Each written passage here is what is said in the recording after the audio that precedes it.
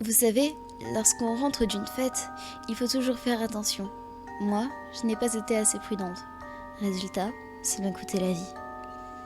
Je vais donc vous raconter mon expérience, le soir de ma mort. J'espère que cela vous intéressera. En réalité, je connaissais la ville par cœur, comme ma propre poche, et je savais exactement qui vivait à un tel endroit.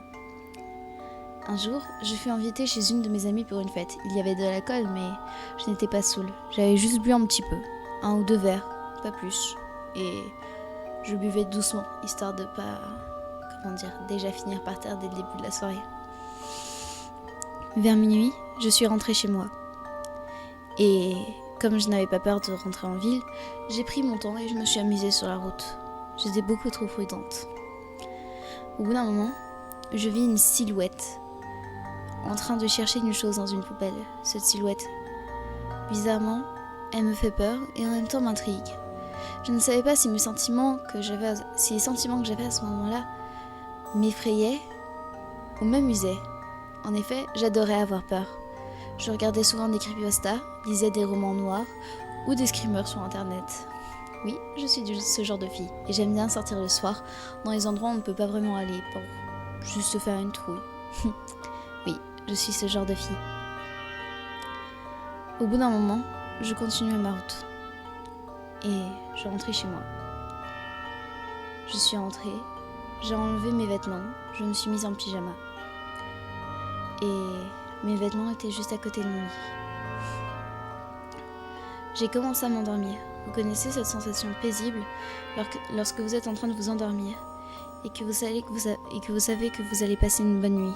Ce moment où vous fermez vos yeux et que vous vous sentez transporté. Vous sentez comme en train de voler. Eh bien, je l'ai ressenti quand tout à coup, j'entendis un énorme bruit. Je suis sortie de ma chambre en courant et c'était le chat. Quel idiot. Il s'amusait toujours à me faire peur quand je dormais. Un jour, je le lancerai par la fenêtre si ça continue. Mais bon, je suis retournée dans ma chambre et je me suis endormie. Tout d'un coup, la porte d'entrée s'ouvrit. Ce n'étaient pas mes parents. Il était trop tard. Et donc, ils étaient au travail ou ailleurs. Ma mère commençait à travailler de plus en plus tard et mon père, j'ai du mal à savoir ce qu'il faisait. Je ne discute plus trop avec lui. J'entendis des bruits de pas. Les pas d'un homme. C'était plutôt ce genre-là, c'était pas... au niveau de la carrure. J'essayais de prendre le couteau qui était sur la table de nuit, mais j'ai réussi à le saisir, mais je n'arrivais plus à bouger. Tout à coup, la silhouette que j'avais vue dans la rue était juste là devant moi, et je pouvais voir son apparence.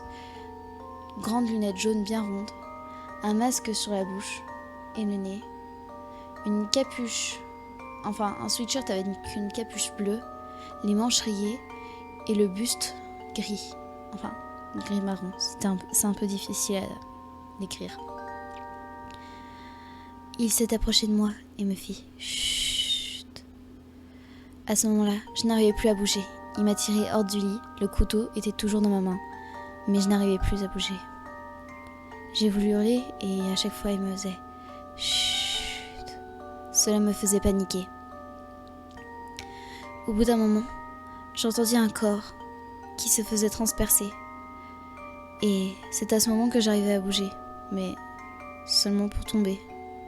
Je regardais mon ventre et, à ce moment-là, une toute petite hache, mais vraiment petite, la taille de la main en gros, la lame, a été dans mon ventre.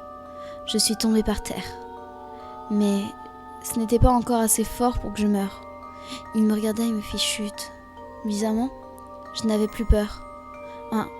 Si, mais j'étais apaisée. Parce que, à travers ses lunettes, j'ai pu voir son regard. Bizarrement, il était attendrissant. Je ne dirais pas que je l'aime, je le déteste de m'avoir fait ça. Mais c'est comme s'il m'avait calmée. Je regardai et il me fit chut. J'ai regardé vers en face et la dernière chose que je vis était tout simplement mes vêtements de la soirée et le chat qui était juste à côté. Aujourd'hui, je suis décédée. Cette histoire est un monologue que je suis en train d'agoniser. Je suppose que mes parents retrouveront mon corps, sans doute ma mère en premier. Et je me demande encore leur réaction, c'est-à-dire s'ils me connaissaient à peine. Mais tout ce que je me demande, c'est qui était ce tueur. Et c'est à ce moment-là que je lui ai donné un nom. Je ne sais pas pourquoi. C'était mon assassin. Pourquoi lui donner un surnom? Mais en fin de compte, j'ai regardé et je dis Tiki Toby.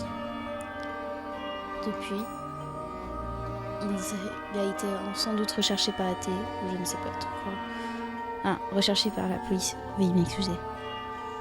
Et moi, je suis en train d'agoniser sur le sol, en train de regarder mes vêtements de la soirée, mes livres, et tout le sang en train de couler par terre. Mon sang. Et vous, seriez-vous sa victime ?